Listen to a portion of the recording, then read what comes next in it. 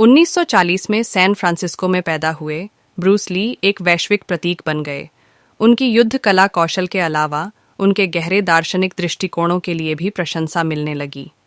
उनकी जीवन यात्रा को व्यक्तिगत उत्कृष्टता की निरंतर प्राप्ति और युद्ध कला के प्रति समर्पण से चिह्नित किया गया था, जो उनके व्यक्तिगत दर्शन में भी प्रकट हुआ।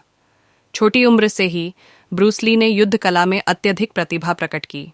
उन्होंने विभिन्न विद्याओं में प्रशिक्षण प्राप्त किया, जैसे कि विंग चुन, बॉक्सिंग और फेंसिंग, और प्रत्येक से सबसे प्रैक्टिक और प्रभावी तकनीकों को निकालने की कोशिश की। उनकी युद्ध कला की दर्शन का मूलभूत सिद्धांत प्रादर्शितकता के महत्व को जोर देता था, जिसमें स्तोविक विचार की तरह बाह्य घटनाओं के साथ तर्क और लचीलापन से प्रतिक्रिया करने का महत्व था। दशक 1960 के आरंभ में ब्रूस ली की युद्ध कला की यात्रा उन्हें संयुक्त राज्यों में लाई, जहां उन्होंने खुद की युद्ध कला जीत कूंडो की शिक्षा देने और प्रसिद्ध करने का काम किया। उसकी मूल तत्वों में जीत कूंडो सिर्फ एक युद्ध कला ही नहीं था, बल्कि जीवन का एक दर्शन भी था। इसने व्यक्तिगत के बिना क्या अपर्याप्त था और क्या प्रभावकारी था, इसे प्रमाणित किया, स्तोविक धारणा की तरह, जिसमें व्यक्ति के नियंत्रण में रहने के महत्व को केंद्र में रखा गया है और बाकी को छोड़ दिया गया। ब्रूस ली का युद्ध कला और जीवन के प्रति उनका दृढ़ संयम और आत्मनियंत्रण में गहरी नींव थी। उन्होंने अपने मन और भावनाओं को स्वामित्व करने के महत्व को माना, स्तोविक आत्मनियंत्रण की तरह। उनका शारीरिक और मानसिक प्रशिक्षण के प्रति समर्पण स्तोविक सिद्धांतों को लगातार आत्म सुधारणा के मूल सिद्धांतों का प्रमाण देता था। ब्रूस ली के युद्ध कला के कौशल के अलावा वह एक अभिनेता और फिल्म मेकर भी थे। उन्होंने हॉलीवुड में सीमाओं को तोड़ दिया, जातिवादिक स्थिति परिवर्तनों का साहस किया और इस उद्योग में एशियाई अभिनेताओं के लिए रास्ता बनाया। उनकी फिल्में जैसे एंटर द ड्रैगन उनके युद्ध कला कौशल और दार्शनिक दृष्टिकोण का प्रदर्शन करती थीं।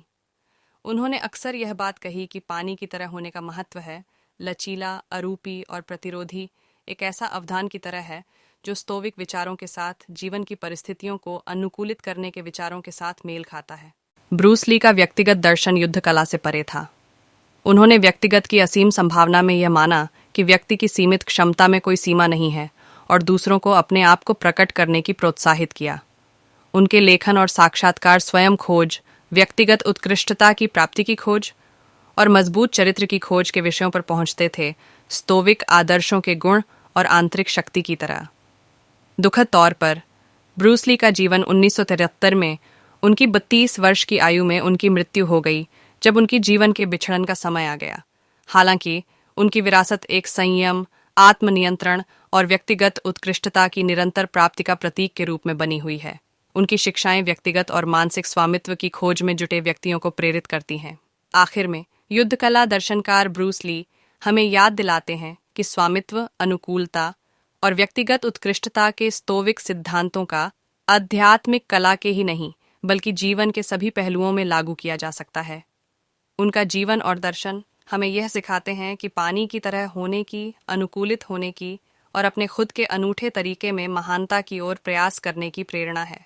यदि आपको यह संदेश पसंद आया हो तो कृपया इसे सभी के साथ साझा करें, ताकि हम सभी मिलकर आगे बढ़ सकें और तभी हम सभी मिलकर एक बेहतर और समृद्ध समाज की ओर कदम बढ़ा सकेंगे।